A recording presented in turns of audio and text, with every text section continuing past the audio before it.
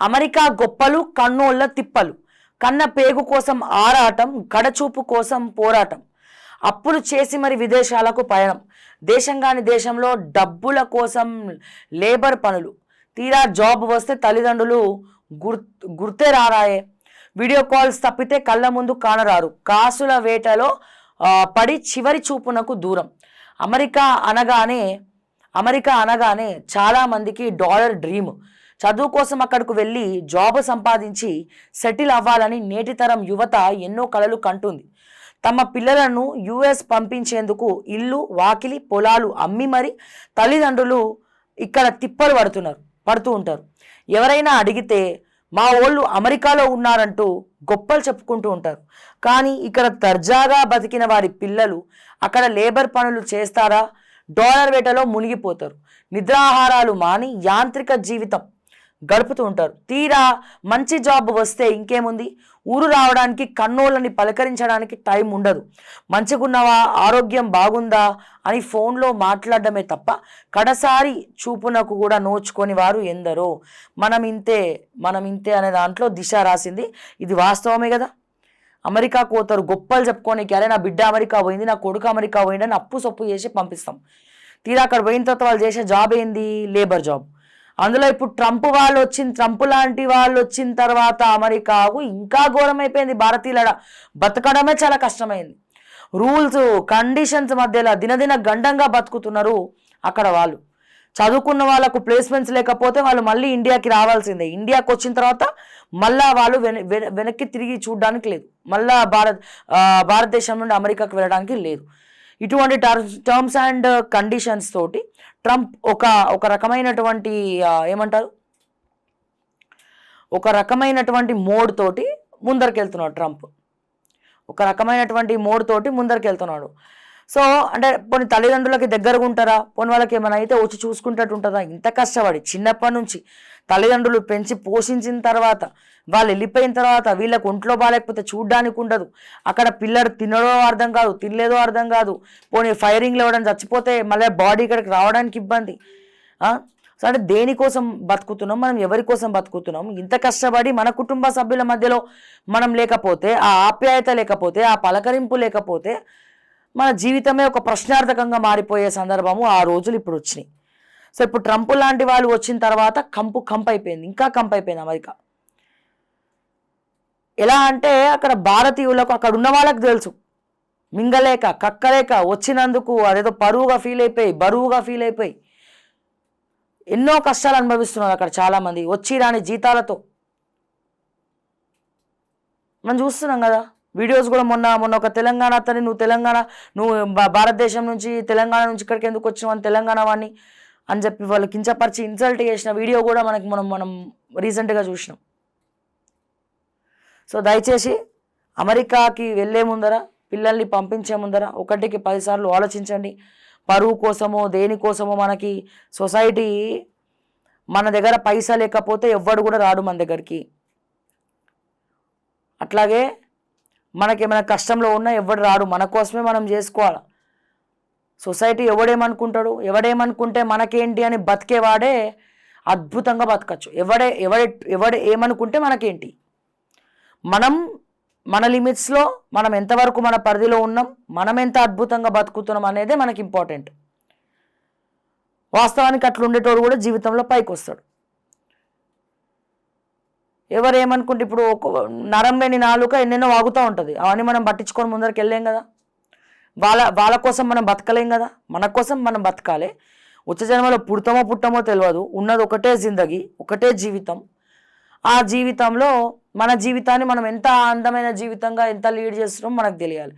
సగం జీవితం financial tension తోటే వెళ్ళిపోతుంది, మిగిలిన సగం జీవితం అన్న మన కోసం బతకాలి కదా. పక్కోడి కోసం బతకడం ముఖ్యమా, మన కోసం బతకడం ముఖ్యమా? అంటే పక్కోడేదో అనుకుంటాడు అని బతకడం అదొక జబ్బే, దానికి మెడిసిన్ లేదు.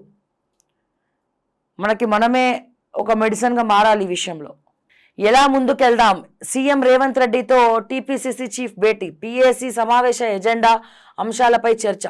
ముఖ్య అంశాల్లో బీసీ రిజర్వేషన్లు, లోకల్ బాడీ ఎలక్షన్స్, పార్టీ సంస్థాగత నిర్మాణం, నామినేటెడ్ పోస్టుల భర్తీ సైతం.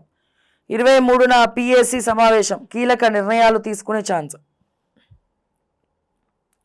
సీఎం రేవంత్ రెడ్డితో పిసిసి చీఫ్ మహేష్ కుమార్ గౌడ్, మంత్రి ఉత్తమ్ ఆదివారం భేటీ అయ్యారు.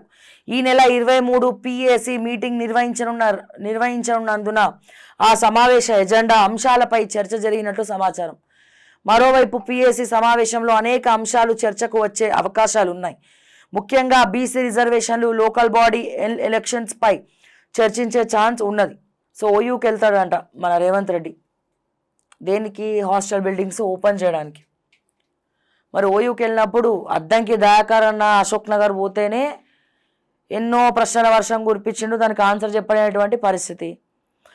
కోదండరామ్ గారు కోర్టు తీర్పిచ్చిన తర్వాత మొన్న, అంటే దీన్ని బట్టి మనకి ఏమర్థమైంది? పవర్లో ఉన్నప్పుడు కళ్ళు మూసుకపోతాయి, పదవిలో ఉన్నప్పుడు కళ్ళు మూసుకపోతాయి. ఆ పదవి పోతే అన్నీ అవే తెరుచుకుంటాయి ఆటోమేటిక్గా. ఎమ్మెల్సీ పదవి వచ్చిన తర్వాత ఒక్కనాడు కూడా విద్యార్థులను, నిరుద్యోగులను పట్టించుకోనటువంటి కోదండరామ్ గారు కోర్టు తీర్పు ఇచ్చిన తర్వాత మొన్న అశోక్ నగర్ పోయి మాట్లాడిండట. అంటే మరి మనం నిత్యం దేవుడికి మేము పూజలు చేస్తాం, నైవేద్యాలు పెడతాం. ఏమని? ఇట్లాంటి వాళ్ళు అసలు పదవులలోకి రావద్దని దండం పెట్టుకుంటాం మేము ప్రజలకి. సో మరి చూద్దాం, మరి రేవంత్ రెడ్డి గారు పోయినాక ఎట్లాగో అంతా అష్టదిగ్బంధనమే చేస్తారు. ఎట్లాగో విద్యార్థులను రానియాడు రేవంత్ రెడ్డి, పోయి వేస్ట్. అక్కడ కాంగ్రెస్కి సంబంధించిన విద్యార్థి విభాగం తప్ప కామన్గా ఉన్నటువంటి విద్యార్థులు ఎవరిని కూడా రానియరు. ప్రశ్నించే గొంతుకలను అసలే రానియరు. నామినేటెడ్ పోస్టులు ముఖ్య అంశాల్లో బీసీ రిజర్వేషన్లు, లోకల్ బాడీ ఎన్నికలు, పార్టీ సంస్థాగత నిర్మాణం, నామినేటెడ్ పోస్టుల భర్తీ సైతం. నామినేటెడ్ పోస్టులు దేవుడు ఎరుగు. ఎమ్మెల్యే టికెట్లు లేటుగానే ఇస్తుంది కాంగ్రెస్, నామినేటెడ్ పోస్టు లాస్ట్ మినిట్లోనే వస్తుంది. ఇక్కడ చూస్తే చాలా కమ్యూనిటీలు ఎదురు చూస్తూ ఉన్నారు. ముఖ్యంగా బోయ జాతికి సంబంధించిన వారు, బోయ కులానికి సంబంధించిన వాళ్ళు, బోయా కార్పొరేషన్ చైర్మన్ కూడా భర్తీ చేయాలని వాళ్ళు కోరుకుంటున్నారు. ఆ తర్వాత ఇక్కడ చూస్తే ఇంకా ఎన్నో కార్పొరేషన్లు భర్తీ చేయాలి. మళ్ళీ దాంట్లో బీసీలకు కార్పొరేషన్లు ఇవ్వలేదు. మళ్ళీ అక్కడ కూడా ఎక్కువ శాతం రెడ్డిలకే కార్పొరేషన్ పదవులు ఇచ్చినారు. ఇప్పుడు నామినేటెడ్ కూడా పార్టీకి నమ్ముకున్న వాళ్ళని ఇస్తారా లేకపోతే అమ్ముకుంటారా అనేది ఒక దినదిన గండంగానే మారబోతా ఉంది. మరి ఏం చేస్తాం ఇటువంటి పరిస్థితుల్లో? బీజేపీకి ఎన్నికల సంఘం సాయం. EC, Modi, Shah Bhai at. BJP సొంతంగా గెలవలేక ఈసీపై ఆధారం, దానిపై యాక్షన్ లేకుండా కేంద్రం చట్టం. దేశవ్యాప్తంగా అసెంబ్లీ, లోక్సభ ఎన్నికల్లో ఓట్ల చోరీ, కొత్తగా భారీగా ఓటర్లను చేర్చి ఓట్ల దొంగతనం.